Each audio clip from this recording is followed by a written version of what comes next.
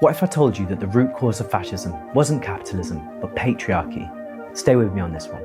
States have used violence to monopolize the common resources of society for over 5,000 years, since the emergence of the Sumerian Empire in ancient Mesopotamia.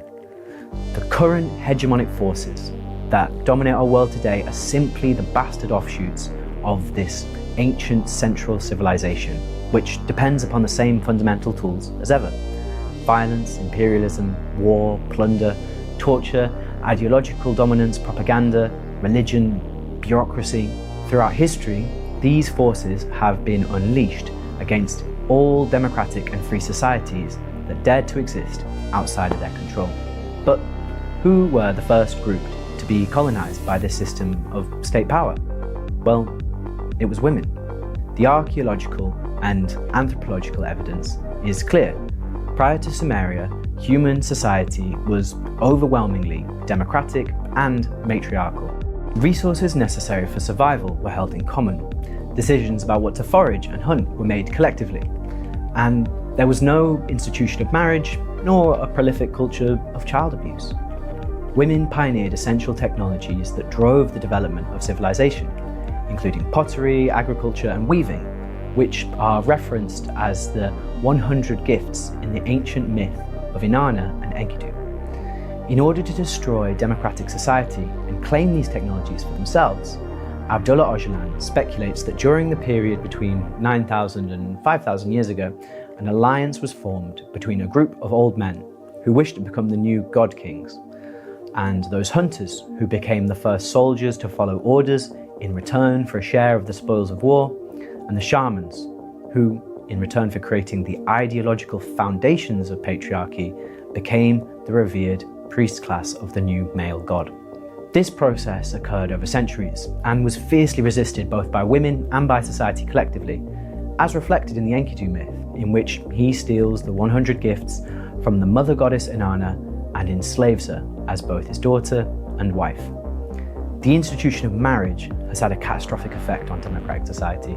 In effect, working class men were offered a Faustian bargain: submit to being the slaves of the ruling king, and in return, we will let you rule over your wife and children as your own property. This shattered the fundamental foundation of democratic society by stripping half of humanity of their freedom and forcing them to serve as objects of male pleasure, an unpaid workforce undertaking domestic labour, and as the producers of future generations of workers and slaves. The blood and suffering of women is the oil that fuels state power. Meanwhile, in the ideological domain, male rulers pioneered the logics of positivism, rationalism, and nationalism, all of which contributed to a society that glorifies rationality over emotion, greed over empathy, violence over peace, and rape over love. Taken collectively, this is the ideological basis of fascism. Today, femicide is endemic.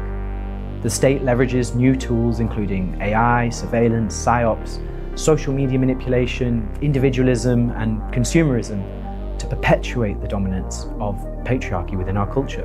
Women and children are the first victims of war, as evidenced by the recent bombing of a girls' primary school in Iran, conducted by the terrorist American-Israeli regime, and by the mutilation of the corpses of fighters from the Jet, the Women's Defense Forces of Rojava, and by the widespread use of rape as a weapon of war in Palestine, Sudan, Congo, and around the world.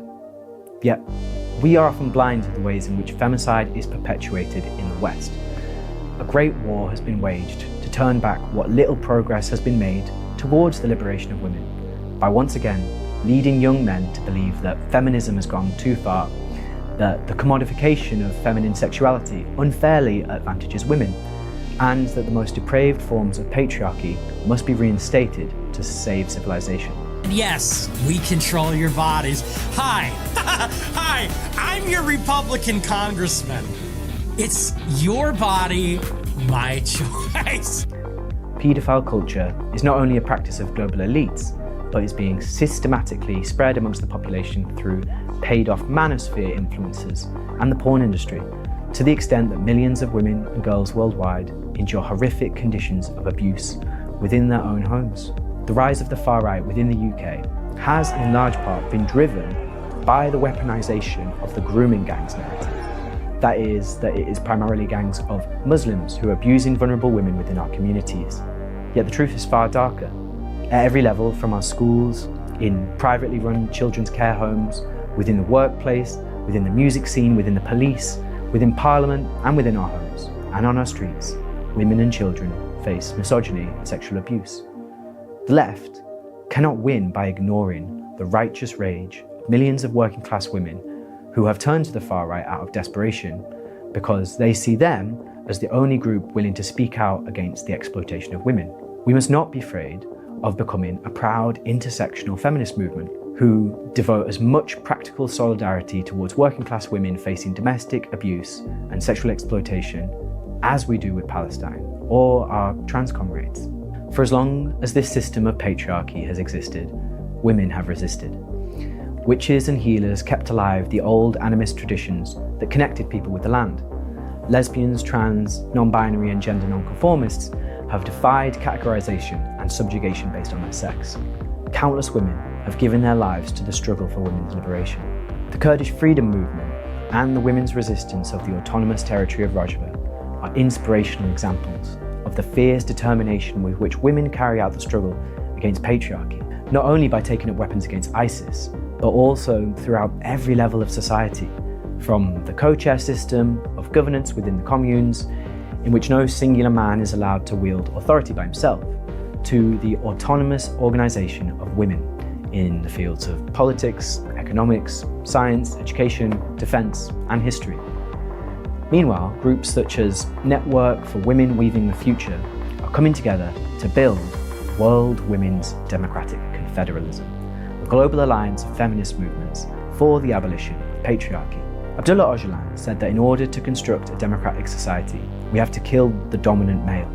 He refers to a process by which each man who considered themselves an ally of the struggle for democracy must undertake a process of personal transformation, root out the deep rots of patriarchy and become accountable to his community.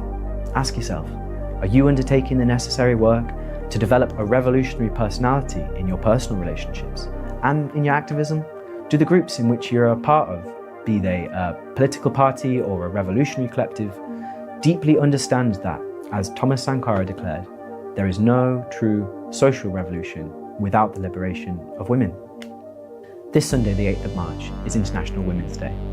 There are mass mobilisations taking place both today and Sunday across the world that need your support. In order to defeat world fascism, it is our collective responsibility to deepen our ideological commitment to the struggle for women's liberation, to organise within our own communities to centre the struggle against patriarchy, and to unite worldwide under the banner of Jiyan, Azadi, woman, life, freedom. Azadi!